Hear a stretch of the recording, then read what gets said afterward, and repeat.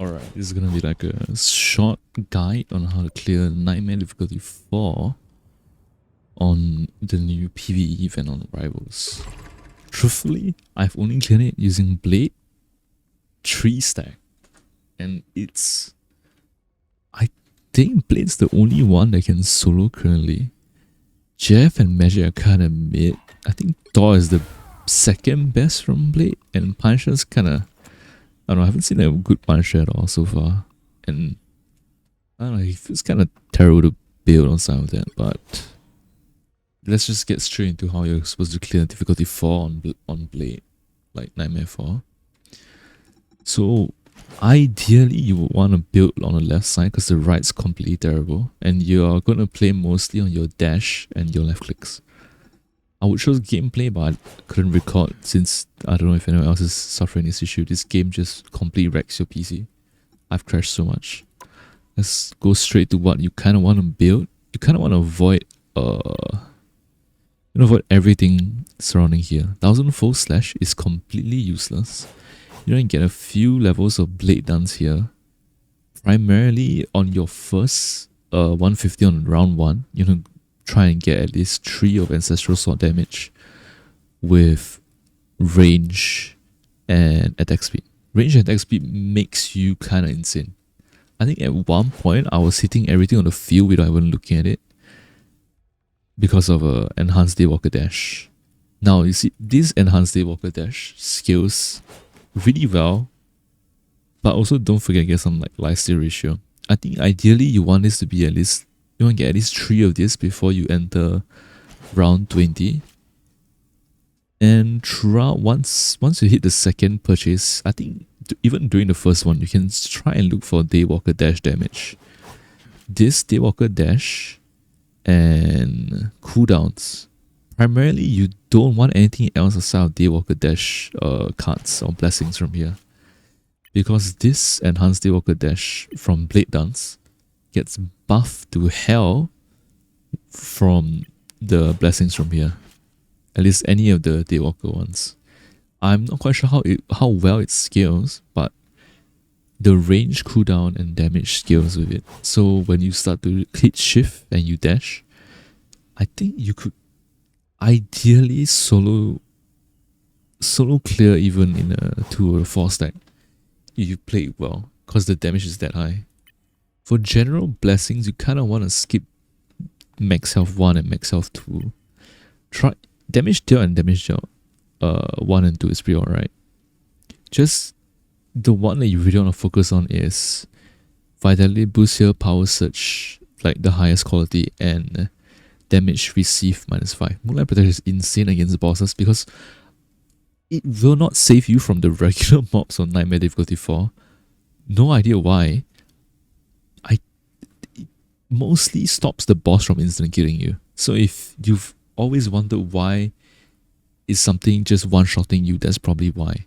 I don't think it stops Namor from killing you if he wills you while he's in the sky during wave 15, because I think at one point I had close to 85% damage reduction and he still instant killed me, and I had 11,000 max health. So that's really all you're gonna get. The rest of the cards here are kind of a scam. Especially this. Moon Power is trash. I think these two are also trash because you kind of just out damage it. They give you flat damage, which is kind of useless as you scale throughout the game. So from there, I think that's all you really need to know on how to defeat Nightmare Difficulty 4 using Blade. Ideally, I think if you're in a 4 stack, you could run Thor, because his Rune Awakening build is really strong, but you kind of need to just focus on Cranium Crusher for his damage. Cranium Crusher with Rune Recycle and Storm, insane. This two, and then you may make it like 1 or 3 power prolongers, and then you just want to focus mostly into damage and Cranium Crusher for his main burst. I think you can skip projectile size unless you're having issues hitting headshots. Aside from that, it's just attack speed and stuff like that. The rest of the characters are pretty bad. I played like 15 hours or like 10 hours of Demon Child Magik, and honestly, because of how bad her single target damage is, it's not really worth. She can clear ads and like just passing zombies really fast, but at the same time, honestly, Blade can do exactly that, but more, with some insane single fire damage. Single target damage is his bread and butter, honestly. But yeah, I'm trying to keep this pretty short, but that is pretty much how I've cleared. I tried doing a few runs so far. This was the run I did that got me the Nightmare 4 win. Tried solo and I keep dying. I don't know why. I just keep dying to Namor's whale on stage 15. He drops the whale and boom, that's it. While I'm killing Scarlet, and I can't really find the indicator, so I guess you just gotta play around it and be very hyper aware during that 5-year solo. Also, in case you didn't know, this is going to be like some level information, since this is more like an info dump video if anything else. The waves, like this game mode scales on players, so you don't actually need to do a 4 stack if you really don't want to try and get teammates. It scales 1, 2, 3 and 2, 4. So if you run 3, if you only have 2 other friends, 3 stacks is completely fine. It doesn't get harder, it doesn't get...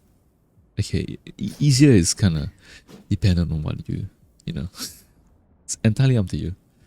But aside from that, I don't think there's much to cover.